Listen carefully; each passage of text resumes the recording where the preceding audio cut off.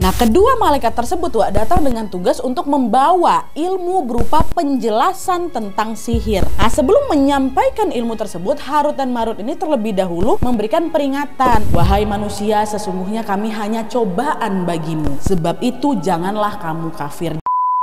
Hai, wassalamualaikum warahmatullahi wabarakatuh. Terima kasih sudah klik video ini. Oke, jadi di malam Rabu ini seperti biasa aku akan membawakan lagi satu kisah sejarah Islam yang bisa dibilang agak berbeda nih dari biasanya. Di video-video aku sebelumnya kan aku banyak membahas kisah perjalanan hidup para sahabat Rasul, peperangan yang pernah terjadi dalam sejarah Islam, peristiwa besar di masa kepemimpinan Rasulullah dan seterusnya ya kan. Nah, malam ini aku akan menceritakan kisah tentang makhluk ciptaan Allah Subhanahu wa taala yang lain nih, yaitu kisah tentang malaikat. Lebih tepatnya tentang malaikat Harut dan Marut. Mungkin banyak dari wawak semua yang tidak begitu familiar dengan nama Harut dan Marut, karena memang dua malaikat ini nggak termasuk dalam 10 malaikat yang memang wajib diketahui macam Jibril, Mikail, Israel dan lain-lain. Dan padahal nih malaikat Harut dan Marut ternyata punya kisah yang sangat menarik yaitu berkaitan dengan sihir atau santet yang terjadi pertama kali di muka bumi. Dan mereka berdua ini juga ada kaitannya dengan kisah Nabi Sulaiman alaihissalam. Tapi sayangnya kisah mereka berdua ini masih banyak disalahartikan, sehingga muncullah itu opini-opini yang mengatakan bahwa Harut dan Marut ini adalah malaikat menyimpang gitu,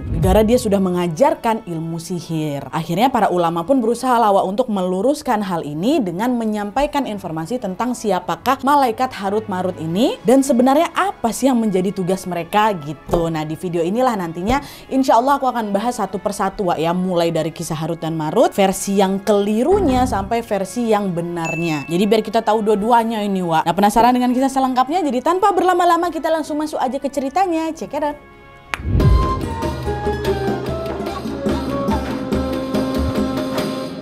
Nah, oke sebelum masuk ke pembahasan tentang malaikat Harut dan Marut, pertama-tama aku memang mau sedikit dulu menjelaskan tentang pengertian malaikat ya. Ini salah satu poin yang nggak boleh kita lupa karena ada banyak hoax mengenai kisah malaikat Harut dan Marut, dan untuk mencari kebenaran dari hoax tersebut nantinya kita akan kembali lagi ke pengetahuan dasarnya nih tentang malaikat itu sendiri. Makanya ini penting kali untuk aku sampaikan di awal ya. Nah, jadi seperti yang kita tahu, malaikat adalah makhluk yang Allah ciptakan dari apa? Cahaya. Nah, berbeda dengan manusia, malaikat tidak melalui proses lahir, tidak membutuhkan makanan, tidak membutuhkan minuman, tidak menua, dan juga tidak memiliki hawa nafsu. Malaikat diciptakan hanya untuk beribadah kepada Allah Subhanahu wa taala. Dan hal ini sebagaimana juga termuat di dalam surat An-Nahl ayat 49 yang artinya, dan kepada Allah sajalah bersujud segala apa yang berada di langit dan semua makhluk yang melata di bumi.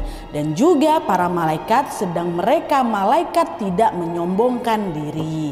Ya, nah selain taat dan beribadah kepada Allah Subhanahu wa taala, malaikat ini juga digambarkan sebagai makhluk yang tidak pernah berbuat dosa ya. Dan hal ini juga termuat di surat At-Tahrim ayat 6 yang artinya, wahai orang-orang yang beriman, peliharalah dirimu dan keluargamu dari api neraka yang bahan bakarnya adalah manusia dan batu. Penjagaannya malaikat-malaikat yang kasar dan keras, yang tidak durhaka kepada Allah terhadap apa yang Dia perintahkan kepada mereka, dan selalu mengerjakan apa yang Allah perintahkan. Nah, sampai sini jelas ya kalau malaikat ini pasti selalu menuruti perintah Allah dan gak pernah durhaka terhadap Allah Subhanahu wa taala. Ingat baik-baik poin ini ya. Nah, lanjut lagi selain sifat-sifatnya tadi, Allah Subhanahu wa taala juga menciptakan malaikat dengan apa? Tugas-tugas tertentu. Tugas-tugas tersebut berkaitan dengan seluruh aspek kehidupan manusia sejak dia dilahirkan sampai nanti kembali ke akhirat. Contohnya apa? Dalam menjalankan hidup ini kan setiap manusia membutuhkan pedoman ya kan. Untuk itulah Allah Subhanahu wa taala pun menciptakan malaikat Jibril yang memang bertugas untuk apa? Menyampaikan wahyu kepada para nabi dan juga rasul. Dan selain itu semua, manusia kan juga membutuhkan rezeki ya kan Makanya itulah Allah Subhanahu wa taala menciptakan malaikat Mikail yang bertugas untuk membagikan rezeki. Dan setelah masa hidup kita di dunia ini sudah selesai, kita juga tahu kalau semua manusia pasti akan mati. Oleh karena itu Allah juga menciptakan malaikat Israel yang bertugas untuk mencabut nyawanya. Mencabut nyawa kita. Ya, dan contoh lainnya ya seperti yang udah pernah kita pelajari tentang 10 nama malaikat beserta tugas-tugasnya itu. Tahu kalian kan? Masih ingat kalian kan? Dari Jibril, Mikail, Israfil, Israel, Munkar, Nangkir, Rokib, Atid, Malik, Ridwan. Nah, itu pasti harus ingat kalian tuh. Nah, tapi selain 10 nama malaikat yang tadi aku sebutkan tadi, yang wajib kita ketahui tadi, kita pun harus tahu kalau sebenarnya Allah Subhanahu wa taala juga menciptakan banyak kali banyak kali malaikat yang lain, Wak. Tidak dijelaskan secara pasti memang berapa total jumlah malaikat yang Allah ciptakan. Tapi yang jelas dalam hadis yang diriwayatkan oleh Bukhari Muslim disebutkan bahwa dalam peristiwa ini, masih ingat apa enggak kalian? Dalam peristiwa Isra Mi'raj, Rasulullah bertemu dengan Nabi Ibrahim alaihissalam di Baitul Ma'mur. Baitul Ma'mur ini apa? Ka'bah bagi para penduduk langit, Wak. Dan pada saat itu Rasulullah juga melihat ada 70.000 malaikat dekat Baitul Ma'mur nih. Banyak kali ya kan. Dan by the way, Wak, nambah informasi dikit aja nih. Baitul Ma'mur atau Ka'bah bagi para penduduk langit ini ya, posisinya persis sekali di atas Ka'bah yang ada di Mekah. Masya Allah. Nambah informasi aja. Oke, kita lanjut lagi. Nah, selain tugas-tugas yang berkaitan dengan aspek kehidupan manusia, Wak, Allah Subhanahu wa Ta'ala juga menciptakan malaikat-malaikat yang jumlahnya sangat banyak itu tadi dengan membawa tugas khusus juga. Ada malaikat yang memang diciptakan khusus hanya untuk menghamba kepada Allah dengan cara berzikir. Ada juga itu apa? Malaikat yang bertugas berada di sekitar arsy atau singgasananya Allah. Dan ada juga malaikat yang bertugas untuk tawaf lah itu di Baitul Ma'mur. Pokoknya semua ada tugas-tugasnya, Wak. Dan selain tugas khusus, Allah Subhanahu wa Ta'ala juga menciptakan malaikat yang tugasnya bersifat insidental. Insidental tuh tugasnya nggak rutin, sesekali aja lah, kayak gitu. Contohnya yaitu malaikat yang bertugas memberikan ujian atau azab pada seseorang atau satu kaum lah gitu. Kan nggak semua kaum kena azab kan, Wak. Jadi ada nih nanti malaikat-malaikat yang diturunkan kepada kaum tertentu aja sesuai dengan situasi dan kondisi dari kaum tersebut. Ada juga tuh malaikat-malaikat yang ditugaskan untuk turun waktu perang Badar, kayak gitu, Wak. Dan karena memang malaikat-malaikat ini memiliki sifat yang insidental tadi, alhasil tidak semua kisah tentang mereka disampaikan ke kita nih. Beda memang dengan 10 malaikat yang wajib kita ketahui tadi. Kita wajib mengetahui nama-nama dan juga tugas mereka karena mereka memiliki tugas yang sangat umum dialami oleh semua umat, ya kan? Semua umat butuh rezeki, semua umat pasti akan mati, semua umat pasti dicatat amal baik dan amal buruknya, semua umat nanti pasti bakal ditanya di dalam kubur dan seterusnya. Nah, dari banyaknya malaikat yang diberikan tugas insidental atau tugas yang nggak rutin atau tugas sesekali ini adalah ini, Wak, 2 malaikat yang ceritanya sangat ramai dibicarakan. Yaitu siapa? Ya inilah malaikat Harut dan Marut yang kisahnya akan kita bahas di malam ini. Nah, sekarang baru nih kita masukkan sebenarnya apa tugas mereka, Nat, sampai cerita mereka kok cukup ramai dibicarakan. Nah, penasaran, Wak? Masuklah kita, yuk.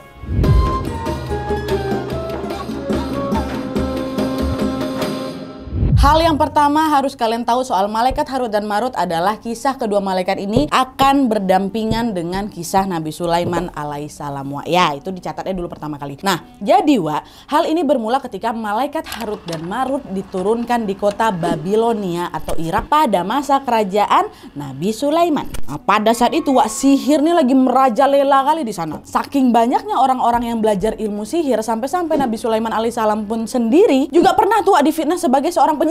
Dan untuk mengatasi hal tersebut, Allah Subhanahu wa Ta'ala pun menurunkanlah itu malaikat Harut dan Marut ke sana. Nah, kedua malaikat tersebut, Wak, datang dengan tugas untuk membawa ilmu berupa penjelasan tentang sihir. Ya, di sana mereka memperingatilah itu orang-orang tentang bagaimana bentuk sihir, ciri-ciri sihir itu seperti apa, dan betapa sihir itu sangat berbahaya bagi manusia. Nah, mereka ini yang bertugas untuk menyampaikan informasi tersebut. Nah, sebelum menyampaikan ilmu tersebut, Harut dan Marut ini terlebih dahulu memberikan peringatan. Wahai manusia, sesungguhnya kami hanya cobaan bagimu. Sebab itu janganlah kamu kafir. Jadi di sini tuh malaikat Harut dan Marut ini sudah kasih peringatan gitu loh bahwa apa yang akan mereka ajarkan ini adalah ujian, ya, Wak. Makanya kalian semua nih harus hati-hati dan gak boleh sembarangan gitu loh maksudnya. Dan dari penjelasan tadi bisa kita simpulkan kalau sebenarnya malaikat Harut dan Marut ini kan datang untuk menangkal sihir, ya kan. Tapi sayangnya disinilah ilmu yang mereka bawa malah disalahgunakan, Wak. Dimana pada saat itu ada banyak kali orang-orang yang tidak bertanggung jawab yang mengamalkan ilmu dari Harut dan Marut ini ke jalan yang salah. Ibaratnya mereka ini udah dikasih tahu jurang itu dalam, ya, Wak, ya. Di bawah tuh ada batu, ada duri, ada tanah gersang, pokoknya nggak bagus, kalian dari bawah. Kalian jangan masuk sana ya, soalnya bahaya. Pas sudah dikasih tahu kayak gitu, mereka malah mikir, oh jadi isinya jurang tuh kayak gitu ya. Ya udahlah yuk, kita masuk aja lah yuk. Kan kita udah tahu isinya kayak gimana. Kayak gitu. Jadi betul-betul tipikal orang yang udah dilarang tapi malah makin semangat untuk melanggar gitu. Itulah orang-orang pada zaman Nabi Sulaiman, Wak. Dan selain itu juga mereka ini nggak hanya menyalahgunakan ilmu dari malaikat Harut dan Marut, Wak. Bahkan lebih parahnya lagi, kisah tentang penugasan malaikat Harut dan Marut ini juga diubah dan dikarang gitu loh menjadi kisah yang sangat keliru. Atau yang disebut juga dengan istilah Israiliyat.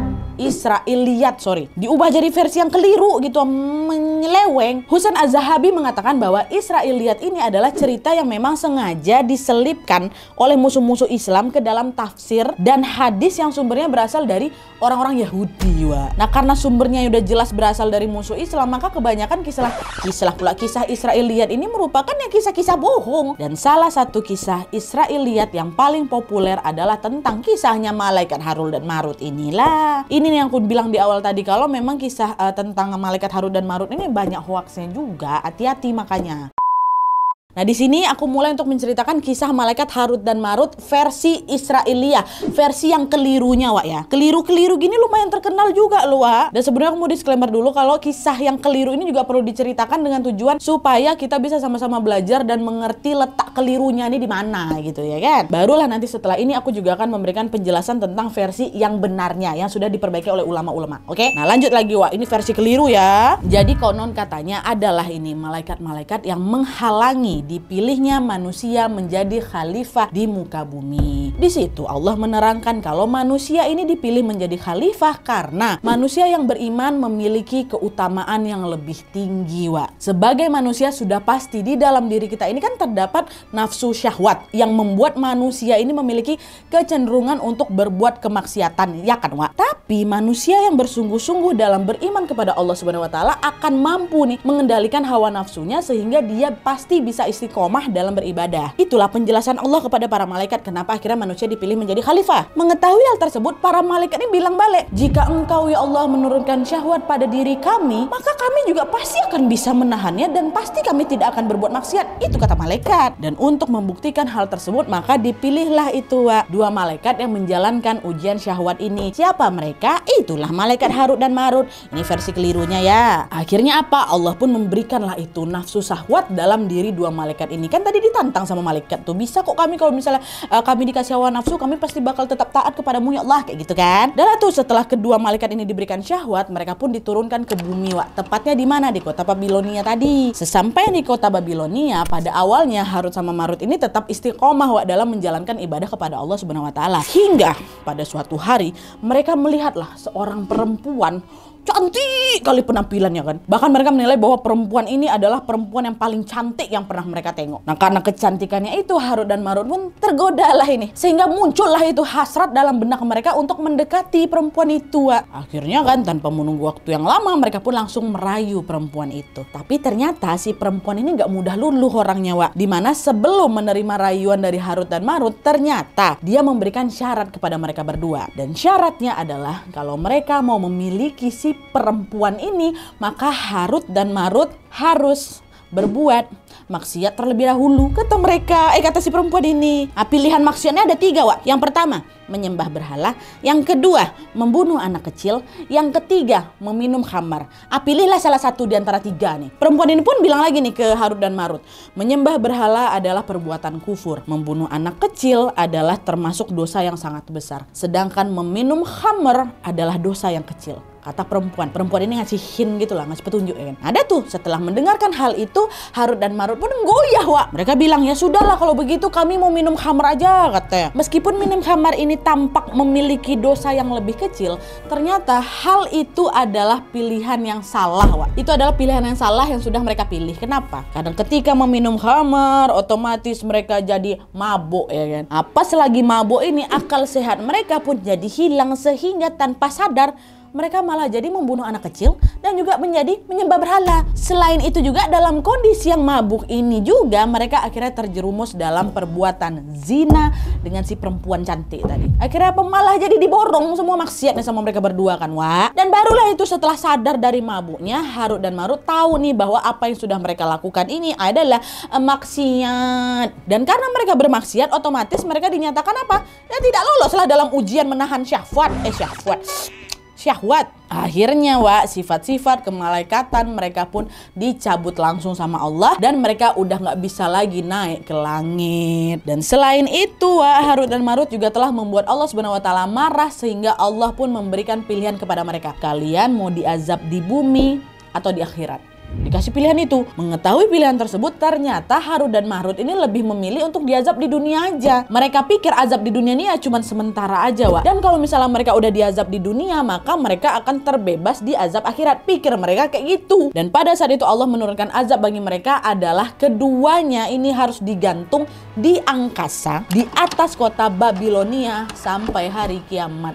Digantung, Wak, di tengah-tengah antara langit sama bumi itu, digantung di situ tuh. Gantungnya terbalik pula kalau nggak salah aku. Ini belum selesai nih, Wak, ya. Nah, pas mereka udah dalam kondisi digantung itu, disitulah mereka kembali melakukan perbuatan tercela. Dimana pada saat itulah Harut sama Marut mengajarkan ilmu sihir kepada Babilonia. Dan dari situ jugalah ilmu sihir ini pun akhirnya tersebar ke seluruh penjuru kota Babilonia, termasuk ke kerajaannya Nabi Sulaiman. Itulah memang yang bilang kalau asal muasal sihir itu berasal dari Harut Marut ini. Tapi itu ternyata yang hoaxnya, Wak, yang keliru, yang Israiliyah tadi.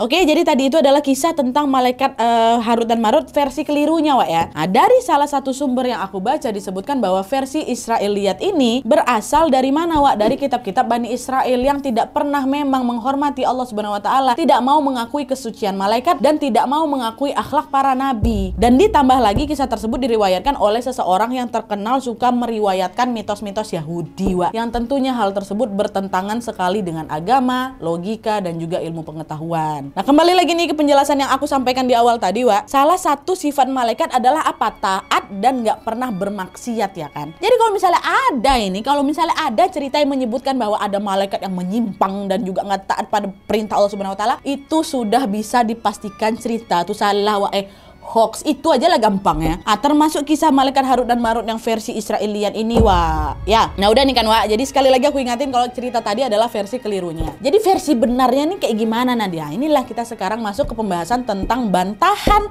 dari kisah Israeliat tadi. Masuk.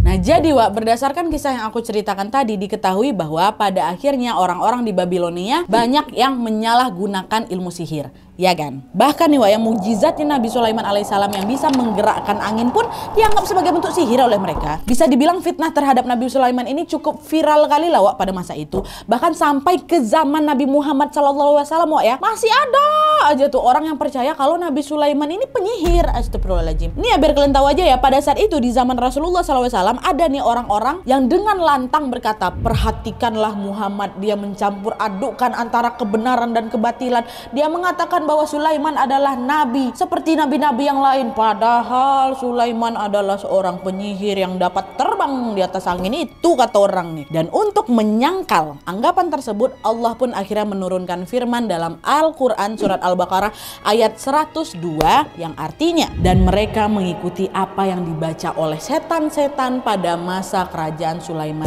dan mereka mengatakan bahwa Sulaiman itu mengerjakan sihir, padahal Sulaiman tidak kafir, tidak mengerjakan sihir. Hanya setan-setanlah yang kafir dan mengerjakan sihir. Dan sesuai dari ayat tersebut, Wak, jelas bahwa Nabi Sulaiman alaihissalam bukanlah penyihir dan tidak mengerjakan sihir, ya, Wak, ya. Justru yang mengajarkan sihir itu siapa? Setan. Nah, terus sejarahnya gimana nih, Nat? Kok setan nih bisa tahu soal sihir? Nah, jadi gini nih, Wak, ceritanya. Kalian pasti udah pernah dengar lah soal ini. Jadi dulu pada zaman Nabi Sulaiman alaihissalam, setan-setan ini banyak yang naik ke langit, Wak. Buat apa?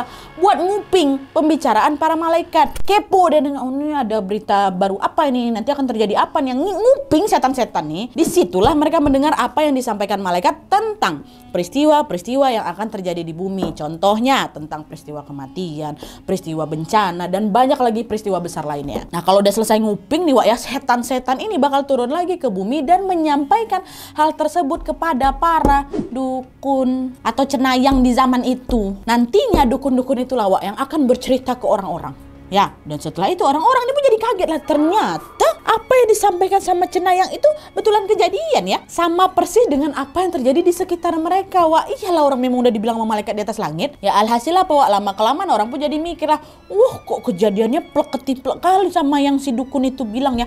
Berarti si cenayang ini memang sakti kali lah kan, bisa dipercayalah itu, ya kan. Nah, terus karena ucapannya ini bisa dipercaya, akhirnya para dukun di zaman itu pun jadi ketagihan lah untuk bekerja sama-sama setan. Mereka terus menerus itu, Wak, meminta setan untuk kembali lagi mencuri berita dari langit. Setan pun jadi, oh ini udah jadi hambaku, dia pasti bakal nurut apa kataku nih. Kayak gitu, jadilah dia bersekutu sama setan. Dan namanya juga setan nih Wak ya, udah pasti ucapannya nggak bisa dipegang lah. Jadi ketika si setan ini tahu kalau dukun-dukun dan manusia udah mulai terhasut oleh ucapannya, setan-setan ini pun mulai berbohong sama mereka Wak. Dimana ketika dia pergi ke atas langit nih dan mencuri kabar dari sana, setan ini garis bawahi Wak, setan ini akan menambahkan sendiri informasi yang dia dengar di situ. Setan ini Wak akan mencampurkan berita yang asli dengan berita yang mereka karang sendiri. Bahkan Ibnu Katsir dalam tafsir Al-Quran Al-Azim Wak mengatakan bahwa ketika setan menyampaikan satu kalimat dari langit nih Wak ya, maka dia akan menambahkan kalimat tersebut dengan 70 kalimat karangan lainnya di bumi.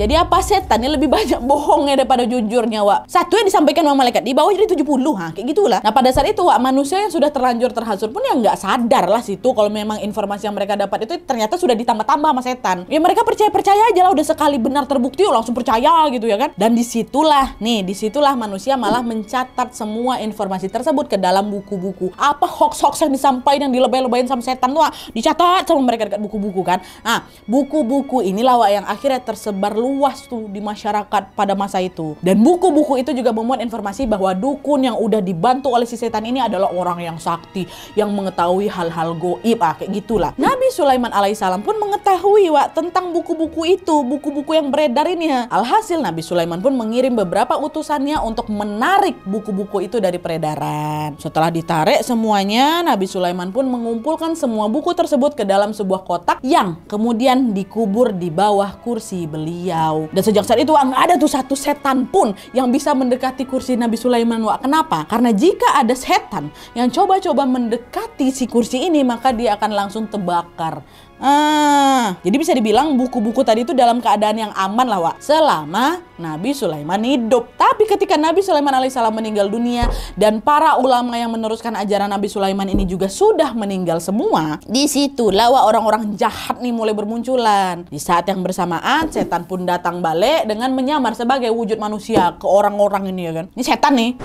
Kok aku setannya coy? Pokoknya datanglah setan wujud manusia ke kaum-kaumnya Nabi Sulaiman. Mereka mendatangi beberapa orang dari kalangan Bani Israel dan berkata, maukah kalian aku tunjukkan harta karun yang tidak akan pernah habis sampai selama-lamanya, kata si setan ini. Orang-orang gak mungkin lah nolak. Oh tentu mau.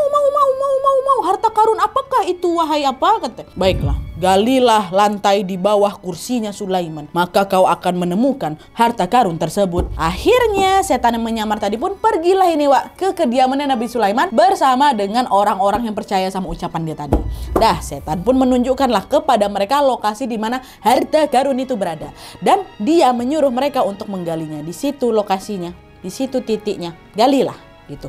Tapi Wak pada saat itu setan ini hanya menunggu dari jauh gitu, nggak ikutan gali. Orang-orang ini nanyalah sama dia, sinilah kamu, mendekatlah gitu kan. Dan kalian tahu si setan ini jawab apa? Dia bilang, oh tidak, aku menunggu di sini aja. Kalian saja yang gali tempat itu. Jika kalian tidak mendapatkan harta karunnya, maka kalian boleh membunuhku, kata si setan itu. Inilah liciknya setan kan Wak. Kenapa dia nggak mau dekat? Iya aku dekat terbakar dia. Ada tuh singkat cerita, orang-orang ini pun mulailah itu menggali.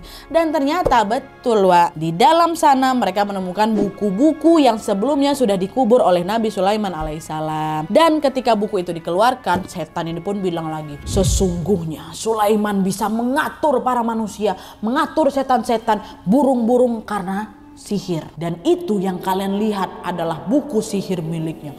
Kata setan nih. Nah dari situlah Wak, dari kejadian itulah akhirnya tersebar kabar kalau Nabi Sulaiman alaihissalam adalah tukang sihir. Yang mana konon katanya ilmu sihir tersebut, nah ini yang konon katanya ilmu sihir yang didapat oleh Nabi Sulaiman itu diperoleh dari siapa? Malaikat Harut dan Marut. Kejam kali memang fitnah setan nih Wak ya. Mereka yang sudah mengerjakan sihir, tapi mereka juga yang sudah memfitnah Nabi Sulaiman alaihissalam. Dan parahnya lagi Wak, ketika cerita tentang malaikat Harut dan Marut versi Israiliyat atau versi yang keliru tadi ini semakin banyak dipercaya sama orang, maka semakin banyak juga lah itu orang-orang yang percaya pada fitnah-fitnah tersebut ya kan. Dan alhamdulillahnya hari ini kita sudah sama-sama belajar ini ya mengenai kisahnya. Mulai dari kisah yang memang keliru, kisah yang Israiliyat tadi, dan juga kisah yang memang benar terjadi. Semoga dari kisah ini Wak betul-betul menambah pengetahuan kita semua. Itulah dua versinya. Aku juga pertama kali kalau misalnya kalian cari cari di YouTube malaikat Harut dan Marut. Nah itu malaikat yang menyeleweng, malaikat digantung. Ternyata itu yang versi Israiliyat yang dibuat sama siapa? Orang-orang Bani Israel yang memang sudah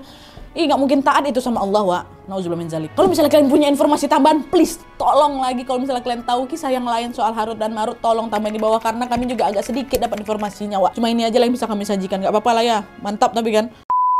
Oke, Wak, jadi itu tadi kisah tentang malaikat Harut dan Marut. Kisah yang jujur membuat aku agak bingung waktu risetnya, Wak. Karena seperti yang aku bilang tadi, ternyata ada banyak sekali hoax dalam cerita ini. Dan setelah aku baca-baca lagi, Wak, akhirnya aku tahu kalau memang ada kisah versi yang salah mengenai malaikat Harut dan Marut yang disebut sebagai kisah Israiliyat tadi. Dan ada juga kisah yang benarnya. Tapi walaupun memang kisah Israiliyat ini tidak boleh kita percaya, Wak, kita juga tetap boleh mempelajarinya. Untuk apa? Ya untuk menambah ilmu pengetahuan aja. Karena semakin kita banyak tahu, tentunya kita juga semakin bisa membedakan mana yang salah dan mana yang benar. Dan dari kisah ini juga kita sama-sama belajar bahwa jangan pernah sesekali, jangan pernah, Wak, tolong, Wak, jangan pernah sekalipun percaya dengan ucapan-ucapan setan, Wak, ya. Betul-betul mereka ini the king of manipulasi, the king of tipu muslihat, nggak ada tandingannya loh. Semoga Allah Subhanahu wa taala senantiasa menjaga kita dari tipu daya setan dan juga dari dosa-dosa. Amin ya robbal alamin. Amin ya Allah. Oke, Wak, jadi sekian dulu videonya. Terima kasih banyak yang sudah menonton. Kalau kalian suka video ini, klik like-nya. Jangan lupa komen di bawah untuk ide dan saran-saran untuk video selanjutnya. Jangan lupa nyalain notifikasinya supaya kalian tahu kalau aku upload video baru. And as always, jangan lupa untuk klik tombol subscribe